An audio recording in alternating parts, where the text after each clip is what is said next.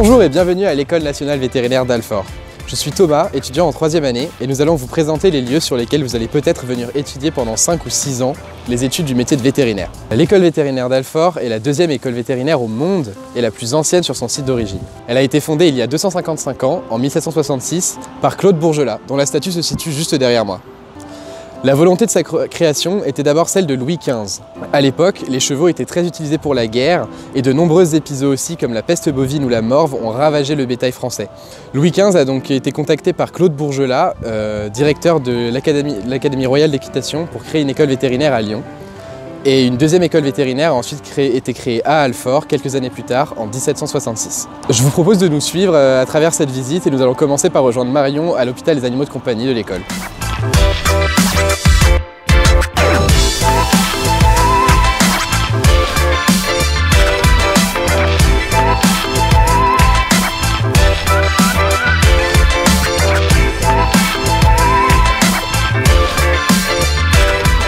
Bonjour et bienvenue à l'hôpital des animaux de compagnie d'Alfort. Je m'appelle Marion, je suis étudiante en 6e et dernière année à l'école en dominante animaux de compagnie. Je vais vous présenter un petit peu le CHUVA et ce qu'on y fait.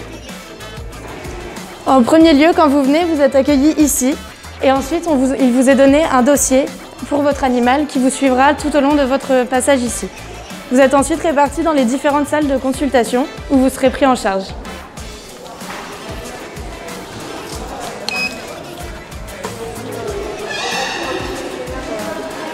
Ici, les étudiants de 5e et 6e année font les pré-consultations, c'est-à-dire qu'ils vous posent des questions, ils commencent à examiner l'animal et ensuite ils vont présenter tout leur travail à un clinicien responsable du service.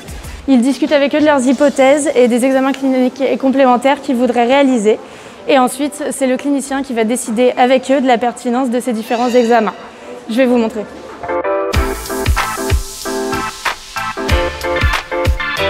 Dans ce couloir, vous trouvez toutes les salles de consultation avec lesquelles nous pouvons discuter avec nos cliniciens. Et une fois que nous avons décidé des examens complémentaires à réaliser, nous avons des salles à disposition pour les réaliser.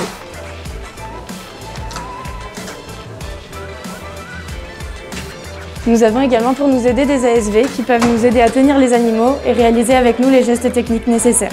Il y a beaucoup de spécialités représentées dans ce couloir, beaucoup de services différents, reproduction, cardiologie, imagerie de pointe avec notre scanner, nos 2 salles d'échographie et nos 2 salles de radiologie. Il y a également un service de dermatologie, de nutrition et de comportement. Vous voyez par exemple ici la salle de reproduction où nous avons tout le matériel pour réaliser les suivis de gestation que nous réalisons pour aider les propriétaires et les éleveurs par exemple à avoir des portées.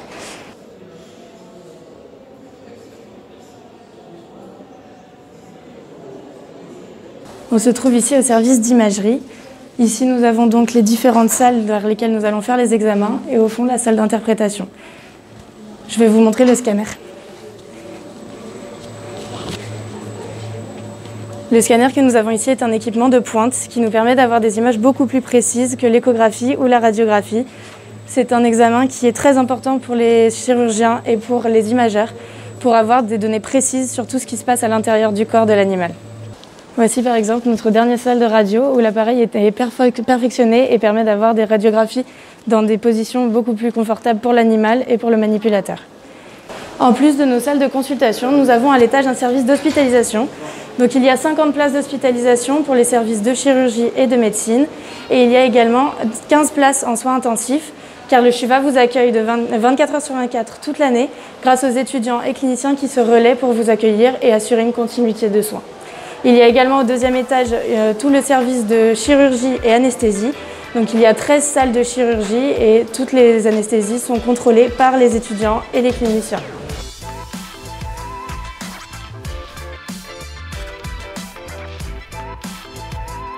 Alors dès la 3e année, on commence à mettre les pieds au CHUVA.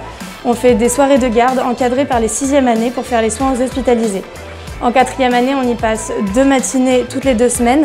Le but, c'est de découvrir un petit peu tous les services et de voir un peu comment tout s'organise.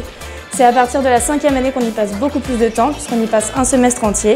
Et si on choisit une dominante animaux de compagnie en 6e année, on y passe l'année intégralement. J'espère que cette vidéo vous aura permis de voir un petit peu comment le CHUVA fonctionne, de vous donner envie d'y mettre les pieds un jour. Et j'espère que vous allez passer une très bonne visite par la suite. Bonjour, je m'appelle Paul, je suis étudiant en 3e année à l'École nationale vétérinaire d'Alfort. Donc après la visite de Marion, veuillez me suivre, on va aller à l'hôpital des équidés d'Alfort où je vais vous présenter un peu l'histoire de la clinique.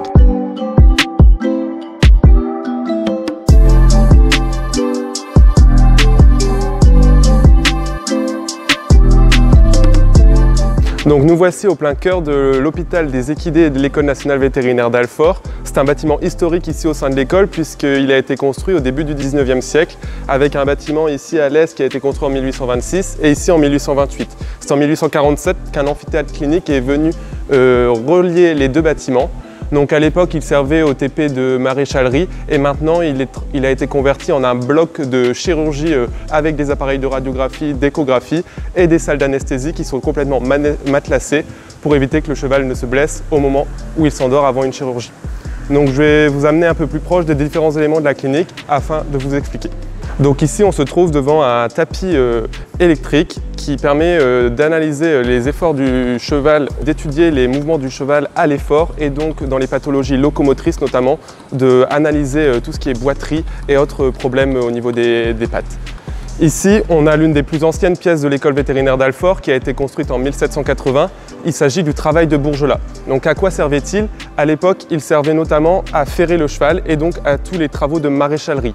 Il les servait également, au moment où l'anesthésie n'était pas encore au goût du jour, à réaliser toutes les chirurgies en fixant très fermement le cheval au pied de ce travail.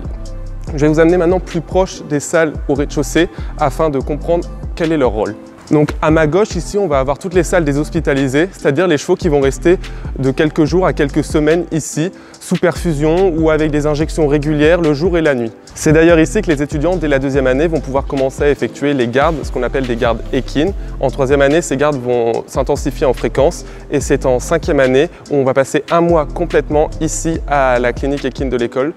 Et en 6e année, si on choisit une dominante équine, on va pouvoir alors passer la totalité de l'année à réaliser la médecine équine, que ce soit en chirurgie, en médecine interne ou en pathologie locomotrice, ophtalmologique, etc. Maintenant, de ce côté-là, on a toutes les salles d'examen, que ce soit les examens locomoteurs ou ophtalmologiques. Et donc ça permet aux étudiants ainsi qu'aux cliniciens de réaliser les différents examens complémentaires pour établir un diagnostic précis. Il faut savoir qu'en 2023 à 2024, tout ce centre va être déplacé en Normandie dans un autre centre de l'école vétérinaire d'Alfort qui est le CIRAL, le centre d'imagerie et de recherche sur les affections locomotrices équines, qui contient maintenant depuis peu une piscine de 40 mètres qui est circulaire avec une fosse panoramique dans laquelle on peut descendre et observer les mouvements du cheval lors de l'effort au sein de l'eau. Et donc les étudiants dès la 5e année pourront bénéficier d'un centre de médecine équine à la pointe de la technologie et y passer la majorité du temps, notamment s'ils choisissent une dominante équine en dernière année. Maintenant, je vais vous amener au bâtiment Fragonard qui se trouve derrière la clinique équine. Veuillez me suivre.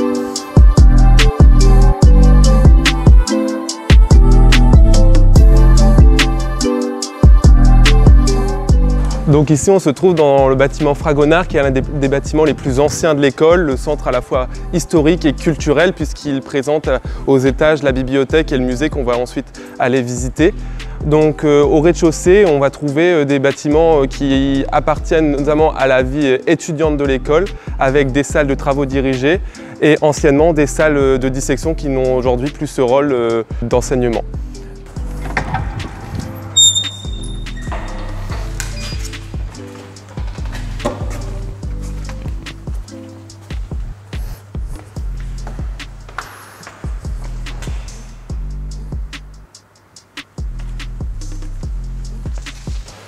Donc ici on se trouve dans le plus vieil amphithéâtre en bois d'Europe qui accueille notamment les cours magistraux dès la 1re année et ensuite en 2e année. D'ailleurs en 2e année on va pouvoir apprendre toute l'anatomie et c'est d'ailleurs sur ces schémas qu'on voit la base des cours. C'est-à-dire que les profs d'anatomie vont réaliser des schémas que les étudiants vont ensuite devoir apprendre concernant que ce soit les nerfs, l'appareil digestif, urinaire, respiratoire, les membres, etc. À l'époque, derrière ce tableau, il y avait 2 portes en bois qui s'ouvraient et permettaient de faire entrer directement l'animal au cœur de l'amphithéâtre. Les étudiants pouvaient donc observer de plus près le professeur.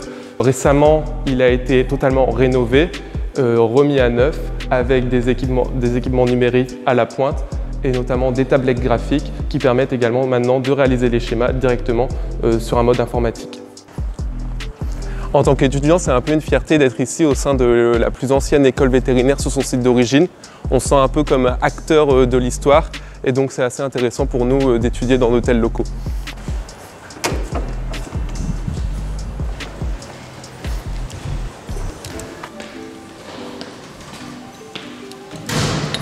Donc en tant qu'étudiant vétérinaire, il est possible de devenir garde du musée ainsi que d'effectuer des visites guidées. Donc cela se passe des après-midi dans les semaines, que ce soit le jeudi après-midi, le samedi après-midi ou le dimanche après-midi. Le musée est ouvert et ce sont des étudiants qui s'occupent de l'accueil des visiteurs. Donc ici, nous nous trouvons dans l'un des plus vieux musées de France, encore plus vieux que le Louvre ou le Muséum d'histoire naturelle. C'est un des joyaux du patrimoine de l'école qui regroupe plus de 4000 pièces qui sont ici exposées, sans compter les pièces qui se trouvent en réserve. Donc ici, les pièces sont rangées par catégorie. Donc on va commencer ici par toute l'anatomie comparée, avec des pièces de l'appareil digestif ou des pièces de l'appareil respiratoire ou même circulatoire, voire urinaire. Ensuite, on va passer directement dans ce qu'on appelle la vitrine de tératologie, à savoir l'étude des monstres, qui n'a pas une vision péjorative à l'époque, puisque au début c'était un cabinet de curiosité. Le but était de montrer les différences aux visiteurs et non pas de montrer le côté péjoratif de ces pièces. Donc on va trouver des veaux à 2 têtes par exemple, ou à 8 pattes. Et donc ça c'est dû à des anomalies durant le développement qui vont causer ce qu'on appelle ces monstres. Ici on est dans une majestueuse salle, c'est la salle des squelettes, qui regroupe les squelettes d'animaux un peu exotiques, que ce soit des rhinocéros, des girafes, des dromadaires ou même des lions. Et donc maintenant, pour terminer cette visite, je vais vous emmener dans une salle un peu particulière, avec une température un peu particulière, qui est le fruit du travail d'un grand professeur d'anatomie et directeur de l'école. C'était le premier directeur de l'école d'Alfort, c'est la salle des écorchés.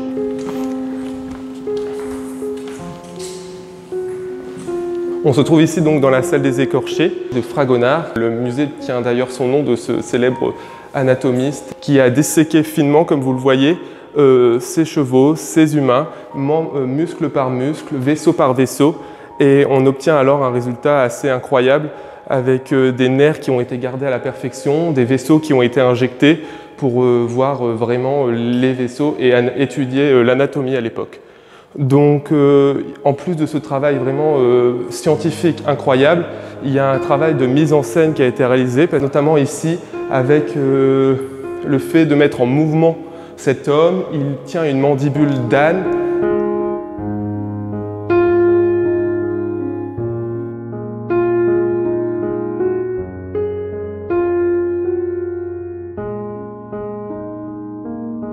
Donc avant de rentrer dans la bibliothèque, on a ici une salle de travail qui permet aux étudiants de l'école de venir réviser leurs cours ou bien travailler en groupe ou tout en accédant aux données de la bibliothèque.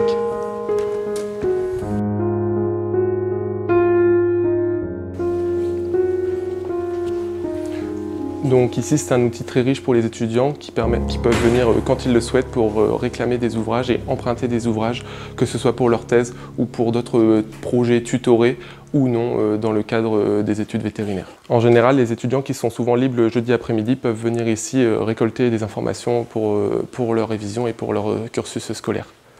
Donc l'aspect ici de rangement peut paraître assez majestueux, avec des escaliers qui permettent de monter aux derniers étages, avec des livres qui doivent être manipulés parfois avec des gants puisqu'ils sont très anciens. C'est vraiment un travail exceptionnel de patrimoine culturel qui est réalisé ici.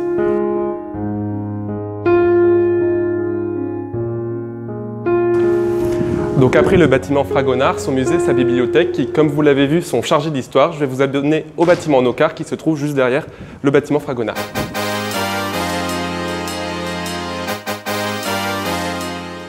Donc on se trouve ici devant le bâtiment Nocard, qui est également un bâtiment historique puisqu'il date de la fin du 19e siècle. Et il est au nom de Nocard, qui était un professeur de médecine, de chirurgie et un ancien directeur de l'École nationale vétérinaire d'Alfort. Donc avant, il s'agissait d'un bâtiment lié aux pathologies contagieuses et aujourd'hui, il s'agit de l'hôpital des animaux de production ainsi que de l'hôpital de la faune sauvage. Comme vous pouvez le voir, cette cheminée ici était à l'origine la cheminée qui servait à la chaufferie de l'école, que ce soit l'eau ou le chauffage ambiant, tout venait de ce bâtiment ici. Aujourd'hui, il accueille plus de 500 animaux de production, que ce soit des vaches, des chèvres, des moutons ou autres, et plus de 6000 animaux par an issus de la faune sauvage. Il présente notamment, depuis sa rénovation en 2019, un amphithéâtre clinique juste à ma droite qui permet d'étudier des chirurgies, que ce soit à distance ou en présentiel.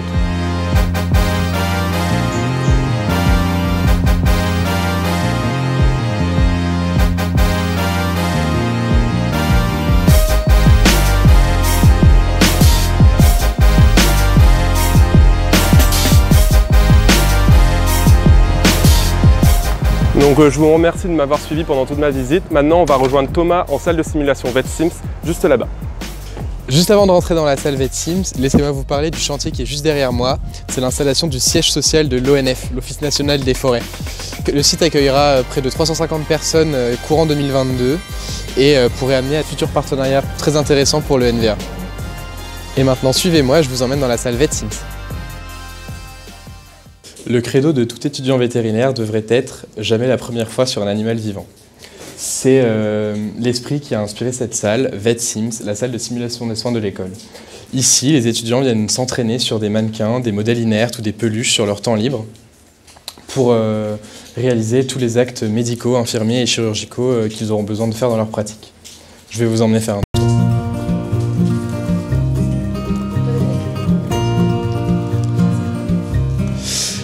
Ici, cet atelier va être des peluches qui vont servir à s'entraîner à la contention, à contenir un animal, à l'empêcher de bouger et de nous mordre pendant une consultation. Ici, les ateliers dédiés aux prises de sang, au sondage urinaire et à tous les actes biochimiques qui peuvent être réalisés en clinique. De l'autre côté, on a des modèles beaucoup plus gros, notamment cette vache emblématique qui permet de faire un vélage. À l'intérieur se trouve un veau dont le poids correspond au poids d'un véritable veau. Et de ce côté-ci, un modèle de cheval pour s'entraîner à faire des injections dans la paroi abdominale. On peut venir dans cette salle à partir de la première année. À n'importe quel moment sur notre temps libre, il y a des créneaux ouverts toute la semaine. Cependant, à partir de la 3e année et de la 4e année, il y a des créneaux obligatoires prévus dans notre emploi du temps pour venir nous exercer. Nous avons des ateliers, une liste d'ateliers pour chaque semestre qui est obligatoire à connaître et à savoir effectuer et nous sommes évalués dessus. La deuxième salle est la salle dédiée à la chirurgie. Ici, on y apprend à attacher un animal pour une chirurgie, à le préparer à une chirurgie dans des conditions stériles, à réaliser quelques chirurgies de convenance comme les ovariectomies et à réaliser des sutures sur des modèles de fausses peaux. Et ici, on a des modèles qui permettent de faire des sondages. Donc ce sont des modèles de très haute qualité avec une grande précision dans le moulage. Étant en 3e année, j'ai donc des ateliers à la fin du semestre à savoir connaître. Donc je m'astreins à venir au moins une fois par semaine pour m'entraîner. Ça apporte beaucoup de pratique et beaucoup de confiance dans ces actes. On devient beaucoup plus précis et on a beaucoup moins peur de les réaliser sur les animaux vivants ultérieurement. La dernière salle qui est la salle de radio, où on s'entraîne à préparer des animaux à réaliser de l'imagerie. Les protocoles d'imagerie sont assez pointus et assez précis, il faut donc se tenir à les respecter à la lettre. C'est donc identique à une vraie salle d'imagerie où les étudiants peuvent venir s'entraîner comme ils le feront en cheval.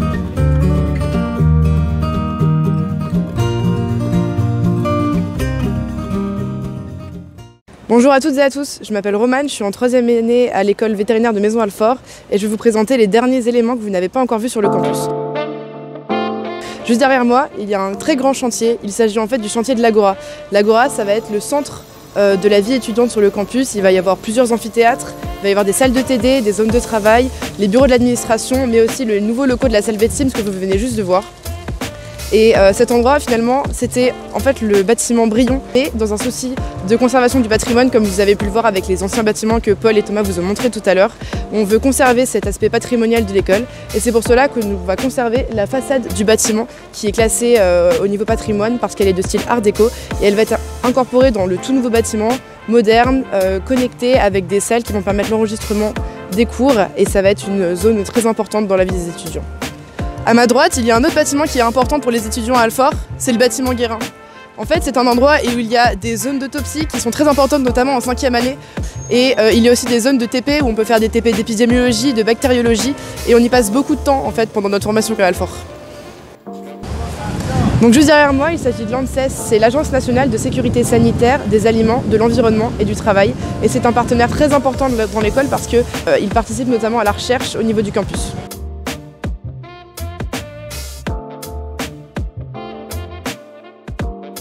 Et donc maintenant, nous arrivons au niveau du bâtiment Bourgelat dont je vous ai parlé tout à l'heure. C'est un bâtiment très important, notamment pour la formation initiale, parce qu'il y a 2 amphithéâtres qui peuvent accueillir des promos entières.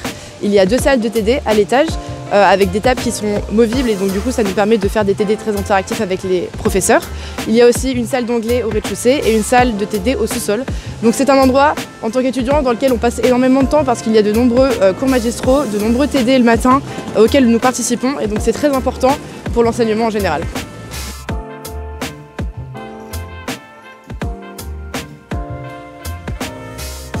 Nous voici dans un des amphithéâtres du bâtiment Bourgelat. Donc c'est un endroit où il y a beaucoup de cours. On peut aussi faire des conférences le soir avec des associations. Et donc du coup, dans cet amphithéâtre, nous avons de nombreux cours, notamment en 2e année. On va s'intéresser surtout à l'anatomie et à la physiologie des animaux sains. Mais ensuite, dès la 3e année, on va commencer à aborder les pathologies, notamment la cancérologie. Et c'est dans ces amphithéâtres que les cours ont lieu l'après-midi en semaine.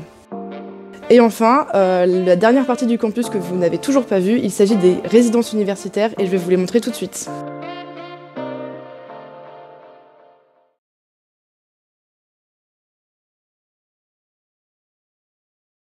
Ces résidences, elles sont composées de 2 bâtiments. Le premier ici, c'est le bâtiment des résidences A. Donc il accueille des résidences individuelles, donc ce sont des studios pour une seule personne. Et ici, à ma gauche, nous avons le bâtiment des résidences B. Donc ici, ce sont des studios qui accueillent 2 personnes avec des chambres individuelles et des zones communes aux 2 individus. Et donc du coup, entre ces 2 résidences, vous avez pu apercevoir le stade de l'école. Donc ce stade, c'est un endroit où on peut faire de nombreuses activités sportives, telles que le football, l'ultimate ou encore le rugby. Et toutes ces activités sont organisées par le BDS, le Bureau des sports, qui est situé derrière moi. Il possède aussi une salle de musculation et ils organisent de nombreux événements. Par exemple, cette année, on a pu participer à la Coupe de l'école polytechnique. Donc c'est vraiment quelque chose qui est très important pour nous, le sport à l'école, parce que ça rythme aussi notre vie étudiante. Et dans d'autres associations qui participent aussi à la vie étudiante, nous avons le BDE, qui est un acteur majeur de cette vie. Et les différents espaces qui sont concernés sont notamment le foyer qui permet aux élèves de se restaurer le midi. C'est une zone de cafétéria, d'échange aussi. Ça nous permet de faire des réunions avec différentes associations et clubs. Donc c'est très important pour nous aussi cet espace des résidences. En parlant des clubs et des associations, elles sont très nombreuses sur le campus et elles concernent de nombreux sujets et de nombreux domaines. Nous avons par exemple le club pom-pom. Nous avons le club danse aussi. Et il y a d'autres types d'associations qui sont plus en lien avec le milieu vétérinaire. Il y a par exemple la VAC, la VEF, GTV Junior Alfort ou encore le club NAC qui permettent aux étudiants de s'entraîner, de pratiquer, mais aussi d'assister à des conférences qui sont organisées par ces associations. Et voilà, nous avons terminé la visite du campus de l'école vétérinaire de Maison Alfort. J'espère que ça vous a plu et que vous avez pu découvrir les différents aspects, la richesse de notre campus, mais aussi son aspect patrimonial et historique. J'espère vous revoir un jour sur le campus si vous souhaitez intégrer l'école et je vous souhaite une très bonne journée.